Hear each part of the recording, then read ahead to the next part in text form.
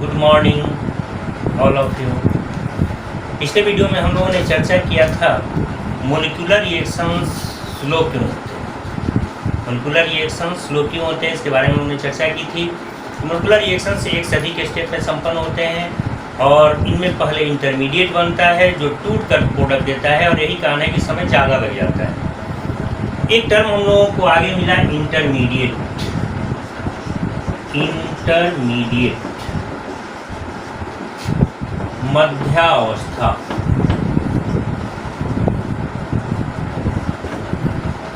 क्या है यह intermediate?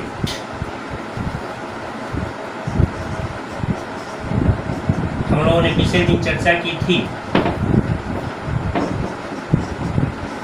Reactants to product.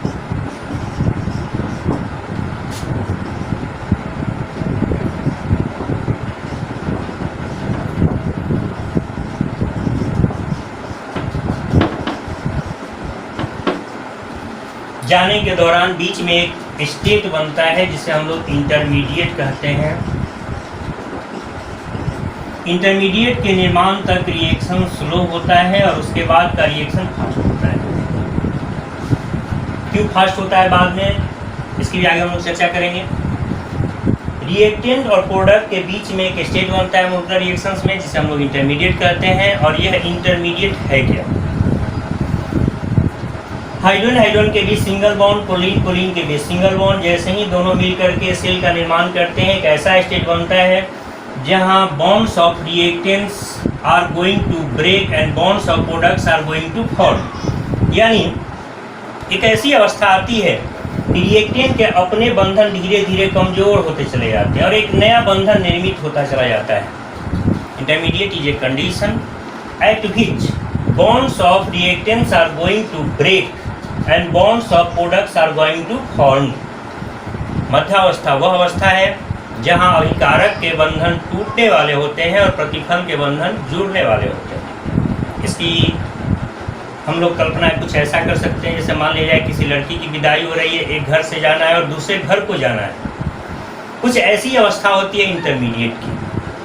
Reactants के बॉन्ड धीरे धीरे कमजोर होते चले जाते हैं, प्रोडक्ट से बॉन्ड धीरे धीरे जुड़ते चले जाते हैं और अंततः प्रोडक्ट निर्मित होता है।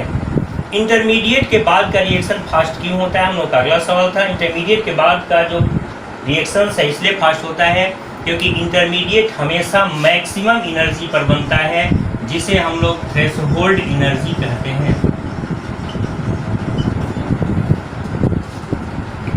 थ्रेशोल्ड एनर्जी एक नया टॉपिक हम लोगों के सामने आया। क्या है यह थ्रेशोल्ड एनर्जी?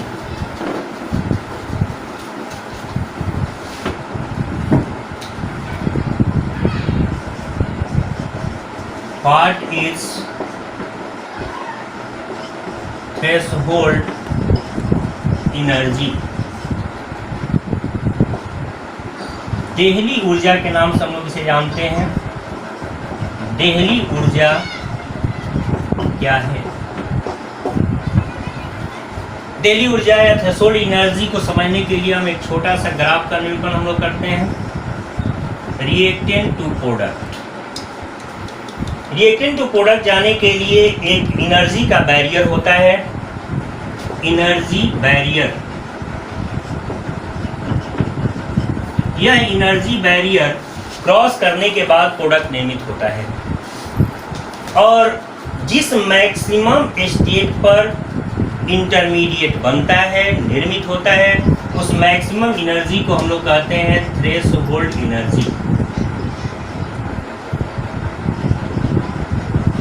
अर्थात थ्रेशोल्ड एनर्जी या देहली ऊर्जा वह मैक्सिमम एनर्जी है जहां पर जाकर इंटरमीडिएट बनता है, इंटरमीडिएट निर्मित होता है। The maximum amount of energy at which an intermediate is formed is known as threshold energy.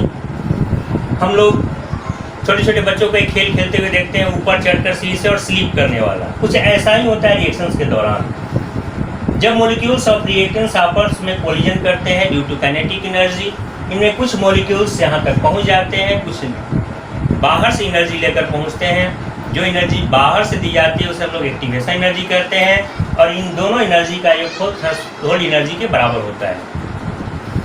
Intermediate की जो अवस्था होती है जहाँ थ्रेशोल्ड एनर्जी होता है वो हमेशा अनस्टेबल होता है। पर्सन लोग पूछ सकते हैं क्यों अनस्टेबल होता है?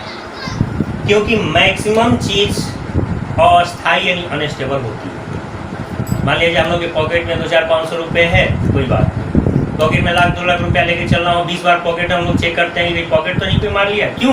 क्योंकि हमारे पॉकेट के स्टेबिलिटी से ज़्यादा अमाउंट है। कुछ ऐसा ही रिएक्शंस में भी होता है। थ्रेशोल्ड एनर्जी मैक्सिमम एनर्जी है और दुनिया में मैक्सिमम चीज़ हमेशा अनस्टेबल होती है।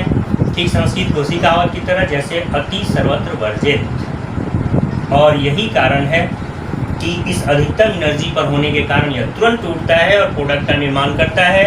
यहाँ पर आकर प्रोडक्ट निर्मित होता है, यानी एक रिएक्टेंट से प्रोडक्ट जाने के लिए जो एनर्जी बैरियर है, इस एनर्जी बैरियर में थ्रेशोल्ड एनर्जी का वह महत्वपूर्ण योगदान है जो इंटरमीडिएट के निर्मित होने के लिए अत्यंत आवश्यक होता है। अतः इस थ्रेशोल्ड एनर्जी को हम लोग कुछ इस प्रकार से प्राप्त करते हैं: kinetic energy plus activation energy. Threshold energy यानी दहली ऊर्जा, काइनेटिक एनर्जी यानी गतिज ऊर्जा, एक्टिवेशन एनर्जी अर्थात सक्रिय ऊर्जा। यह अधिकतम ऊर्जा है। यह मॉलिक्यूल्स के आपसी कोलिजन के लिए आवश्यक एनर्जी है और यह बाहर से दी गई एनर्जी है। इन दोनों ऊर्जाओं का योगफल, दोनों एनर्जी का योगफल थ्रेशोल्ड एनर्जी के बराबर होता है। अब यहाँ पर एक नया टर्म हम लोग के पास आया, एक्टिवेशन एनर्जी।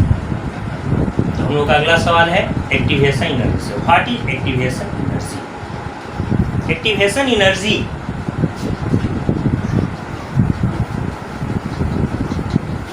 एक बाहरी ऊर्जा है। बाह्य ऊर्जा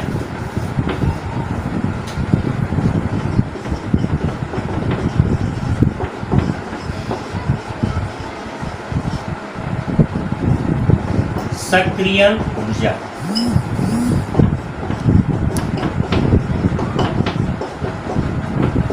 इसे कुछ हम लोग इस तरह से समझ सकते हैं, पॉकेट में पैसे हैं तो इस बात की कोई गारंटी नहीं कि पैसे खर्च होंगे। हाँ, करवाने वाले होंगे तो हो जाएगा। कुछ ऐसा ही होता है इस एनर्जी के साथ। सक्रियण करने वाली ऊर्जा यानी बाहर से दी गई एनर्जी। यह एनर्जी हीट के रूप में, लाइट के रूप में, इलेक्ट्रिकल स्पार्क के रूप में, इन सभी तरह से बाहर से रिएक्टेंट्स के मॉलिक्यूल को दी जाती है और इसका मुख्य कार्य होता है मॉलिक्यूल्स को इंटरमीडिएट तक पहुंचाना या एक्टिवेटेड स्टेट तक पहुंचाना। ग्राफ से इसे हम लोग फिर कुछ इस तरह से समझ सकते हैं। रिएक्टेंट टू प्रोडक्ट्स के लिए मॉलिक्यूल्स के पास अपनी काइनेटिक एनर्जी थी। काइनेटिक एनर्जी यहाँ तक नहीं पहुँच पाई तो बाहर से कुछ एनर्जी देनी पड़ी ताकि यह थ्रेशोल्ड एनर्जी तक पहुँच सके। और बाहर से दी गई यही एनर्जी एक्टिवेशन एनर्जी के नाम से जानी जाती है। थ्रेशोल्ड एनर्जी और एक्टिवेशन एनर्जी किसी रिएक्शंस, विशेषकर मॉलिक्यूलर रिएक्शंस के संपन्न होने के लिए अति आवश्यक फैक्टर्स हैं। इसके बाद हम लोग अपने नेक्स्ट वीडियो में हम लोग चर्चा करेंगे कि आखिर इस एनर्जी के आधार पर रिएक्शंस होते कैसे।